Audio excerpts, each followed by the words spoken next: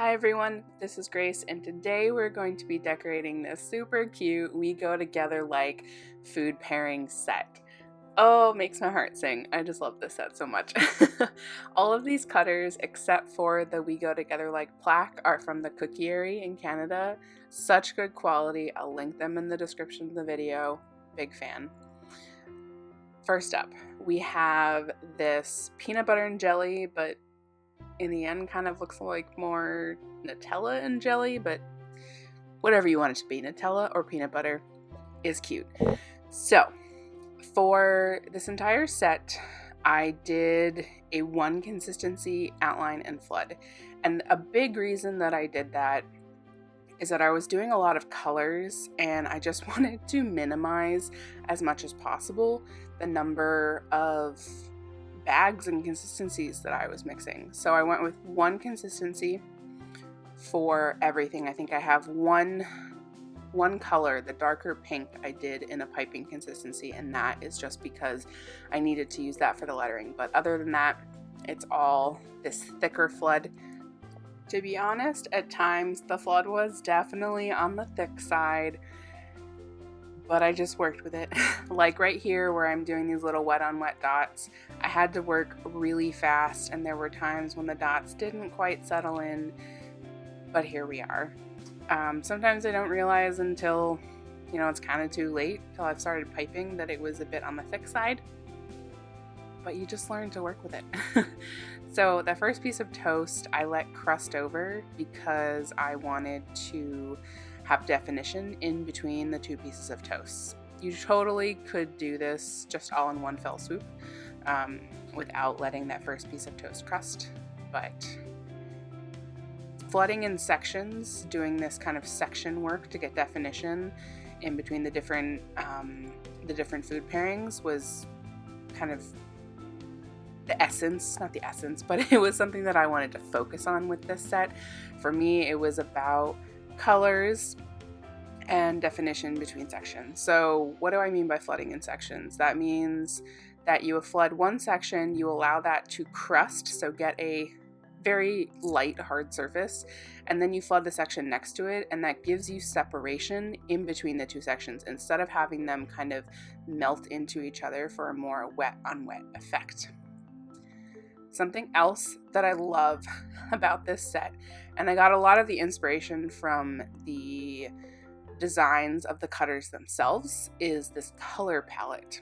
So the reason I love it is that food is always hard to do, I think personally, because it just requires a lot of colors, and there's not a lot of liberty that you can take when doing food, because food is food. Like, you can't have a purple hamburger. I mean, I guess you could, but that would be a really trippy purple hamburger. Side note before I keep talking about the colors here. So here I am. This is a thick flood again. I allowed that crust, the toast to crust, and then I put this on top. And I do a little bit of highlighting here with this lighter brown, little wet on wet action, my favorite. Back to the color palette. So what I love about this set is that it kind of pushes the boundaries on the colors that you can use. For example, this toast, I still question myself if this is really a yellow or an orange. It's like a really, really yellowy orange. And this is two different tones, gradations of the same color, the toast that I did. Now, would you normally think to do toast in an orangey yellow? I certainly wouldn't. But for this, it works. I think it works. Hopefully you think it works too. Another sort of example here is in the colors. The bacon here I'm doing with the red from this set. And the red here is this very orangey red. So that means I added yellow to this red. And it's kind of, I don't know, to me it plays tricks on your eyes about what color it is, because you'll see how I use it later. and how it looks, in my opinion, totally different. So this is the bacon part. And something to note as I'm doing the little fat strips, here we go. So I'm touching the bag to the surface, which makes it kind of messy, and that's intentional because I didn't want these to be perfect stripes on the bacon because that's just not how bacon looks. So my trick there, you can kind of see they're a little messy, is that I just touched the tip of the bag to the surface of the red icing. Here with this outline, again, something different I'm doing is I'm actually kind of doing more of a flood outline where I'm have constant connection with the surface of the cookie with the tip of the bag. And you can see right now, especially, that I varied the thickness of the edge of the egg. It's supposed to be kind of like the crispy edge of the egg. And I did that varying thickness because I tried one where I just did a standard kind of outline where it was all consistent, and I just thought it looked too uniform. So I liked the kind of unevenness of what I did there. And again, the way I achieved that is just kind of more like I was flooding the edge of it instead of pulling my bag off the surface of the cookie and doing an outline like I'm doing here. This is what I would call more like an outline piping technique. Now I am flooding. And here we go. These are the same colors that I used on the toast. So this is the darker orange as the egg yolk, and the lighter orange I used as the outline. And again, egg yolks are normally more yellow. And yes, I'm pushing it a bit with such an orange yolk, but when you see the whole set together, it just works. It just works. Makes me so happy. And here I am. I'm using an edible marker. I get so many people that think I'm using a real marker. It is not a real marker. It is edible. I'll link that in the description of the video. I rarely mark things off with an edible marker, but this time, just for ease, I wanted to mark off where that cookie is. And here, this is all one consistency, and I'm attempting a total wet on wet look here. And the reason that I am kind of outlining this area is that the white here, that's essentially a wet on wet effect, is really big. So I don't want to, if I had flooded the entire bottle and then added white on top, I most definitely would have over flooded, which would have been sad news central. Goal here is to not over flood your cookie, and had to move pretty quickly here. So quick, in fact, you can see kind of the shading that I was doing, the little light grab on the upper left corner is a little wonky, but that's okay. Another thing to point out here about the color is I decided to go with the teal on this bottle. The design originally here was a blue, but it was the only time blue was used. And again, I'm trying to reduce the number of colors here because there are already enough. So I went with teal, and I think it looks good. Oh, I lied to you before. This was the other color that I did in something other than a flood. This is a medium peak. And I would say it's even kind of a soft medium peak. So you'll see in a second that I'll go back over this cookie because I really wanted texture with this cookie. You could even do more like a stiff peak for this kind of cookie texture, but I was working with my medium peak. And here I am, I'm doing wet on wet with this bottle cap to provide some shading. And when I say it's wet against wet. So when the icing dries, it will dry flat. Hands down, one of my favorite techniques. So here I'm going back over the cookie because now the icing has had a bit of a chance to dry, just ever so slightly. So by messing with the surface there again, I could get more texture than if I had just left it alone. Those chocolate chips, again, are just piping consistency. And next up, this is one of my favorites, the donuts and coffee. I really simplified this design and I'm super happy with how it turned out. There wasn't a lot of white originally in this set, and I'm a big fan of using white. It's a rare set that I do not have white in some form, and I think part of that is it's just always nice to have a non-colored icing that because this is just straight from the mixer for me.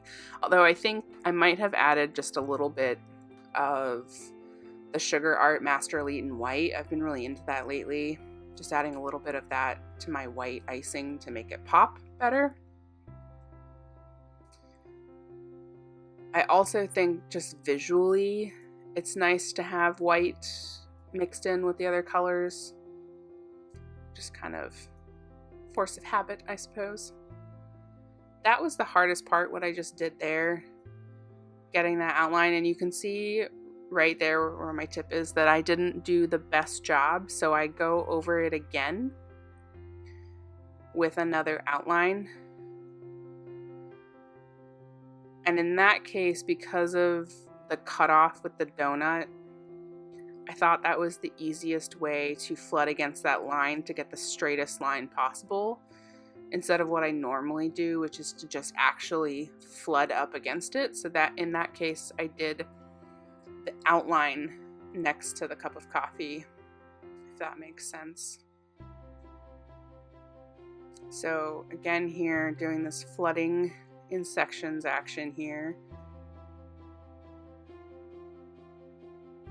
I'm always very satisfied with myself when I can do a flood like that in one stroke. It's not perfect looking, but it's good enough. It works.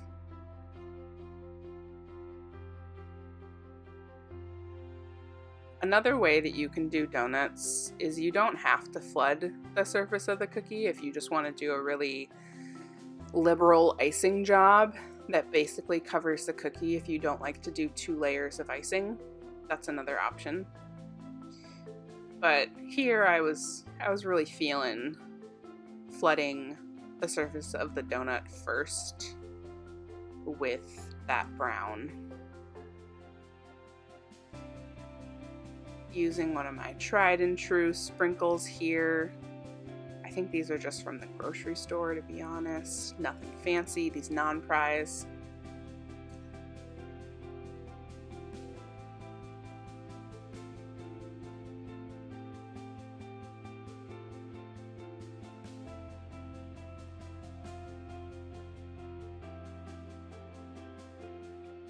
As I mentioned, here is the soft peak piping consistency. Actually, this is maybe closer to a medium.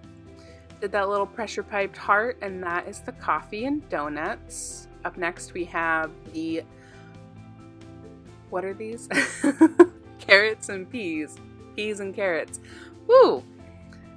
Hello, brain. Okay, so as you can see, did a rare sighting here of my edible marker just to mark this out, so I didn't have to do any guessing. And here's another kind of push on colors, especially with these peas and carrots. I made the peas teal. Why not? On its own, again, might seem a little funky, but in the set altogether, you definitely know they're peas and carrots.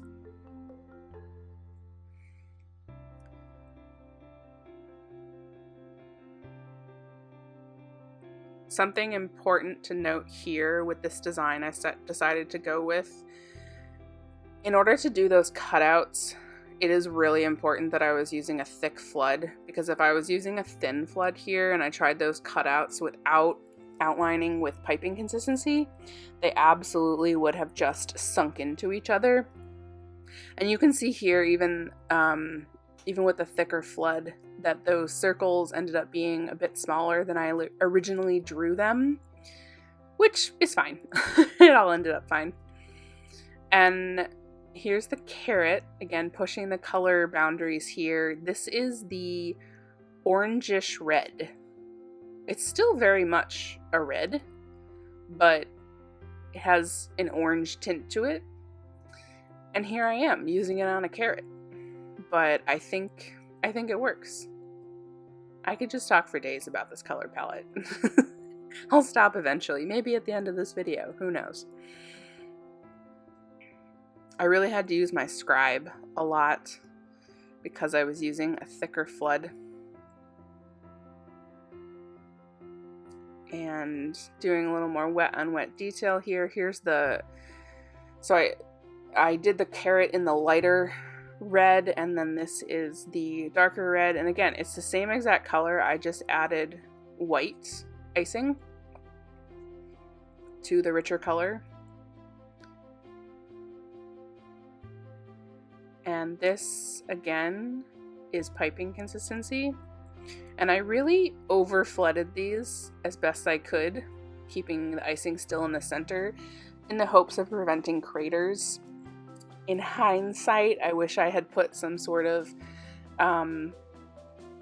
piped some of the medium peak icing that I had in a different color underneath that, because most of the peas ended up getting the slightest bit of crater.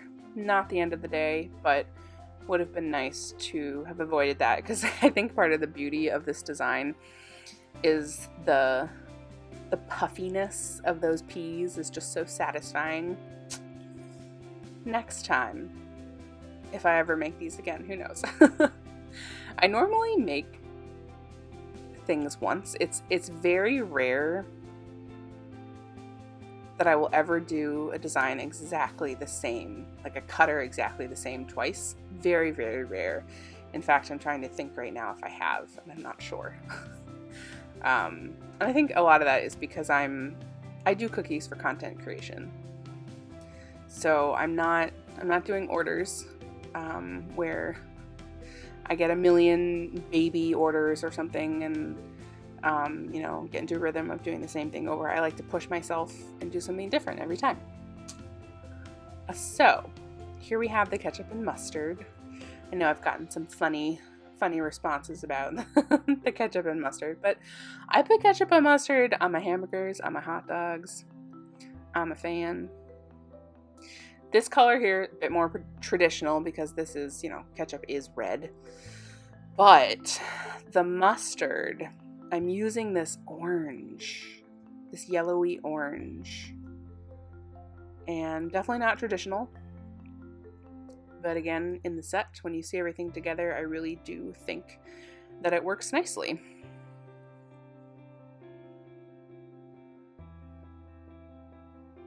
This ketchup and mustard, I think, actually took me the longest of all of the sets, all of the pairings, because there were just the most sections. And since I was going for a flooding in sections look, just, the more sections you have to flood, the more time you have to wait in between each one, and it just all adds up in the end. An alternative design here is you could just flood the entire surface and then use, say, like piping consistency to pipe some details on top that would give you the definition of the shape that you need, but not necessary. Another question that I get a lot, and I tend to forget to answer, is the black specks on my cookies are vanilla bean paste. That's what I use to flavor my cookies. Always the highest quality vanilla bean paste. Big fan. Nielsen Massey. Good stuff. I can link that in the description of this video too. So satisfying to watch myself flood.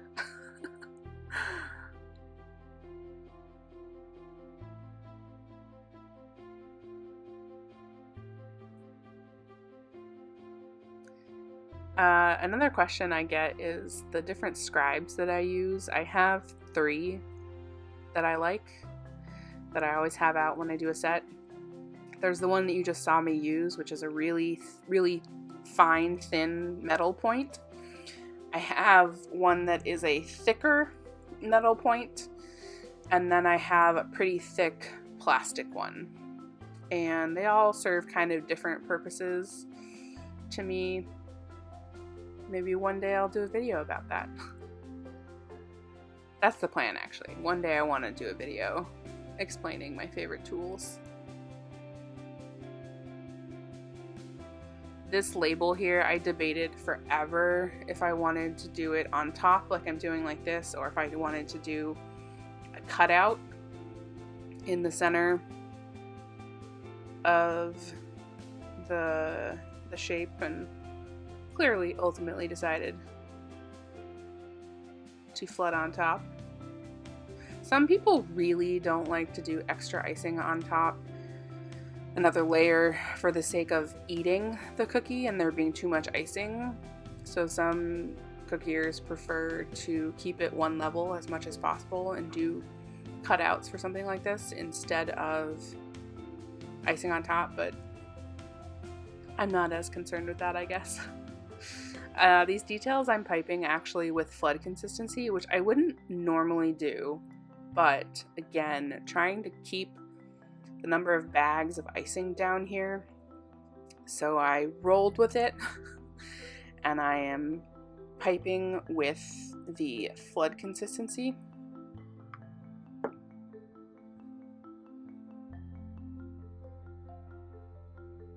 And then this last detail I'm doing is this little heart, and this just gives a little more continuity to the set, I think, because I did a heart on the coffee cup.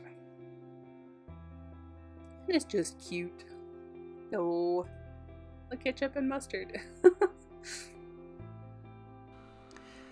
This last cookie in the set is the plaque.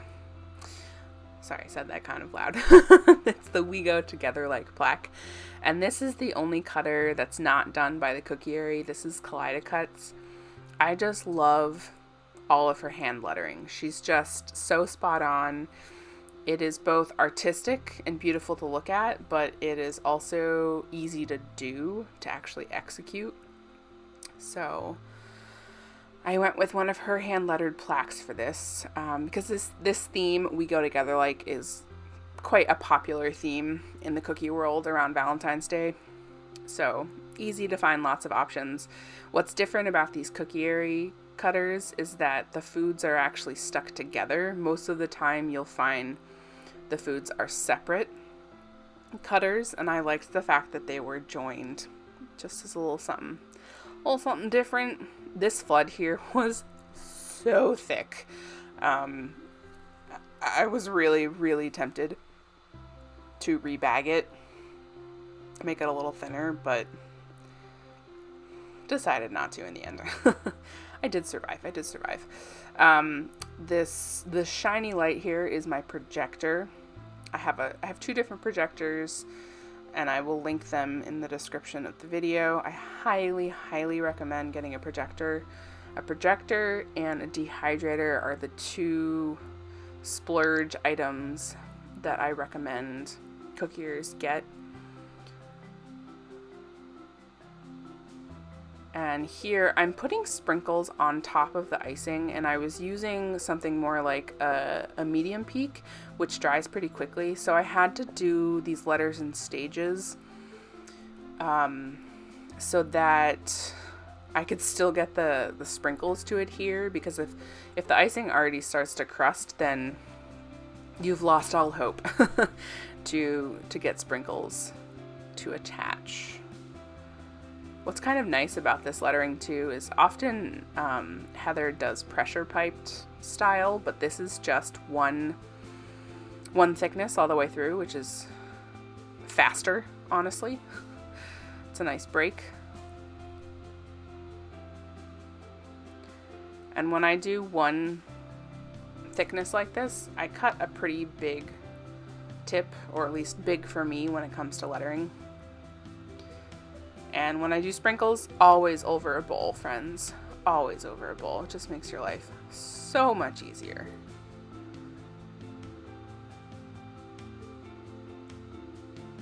And this, I went with the sprinkles because I think it kind of ties it together with the donut. And it just looks cute. Am I right? I'm right. It's cute. This like was pretty small. You could also use an edible marker to write that out instead of piping it. And here had a bit of a traffic jam. I needed to remove some sprinkles, so it was a little less crowded. Just a bit.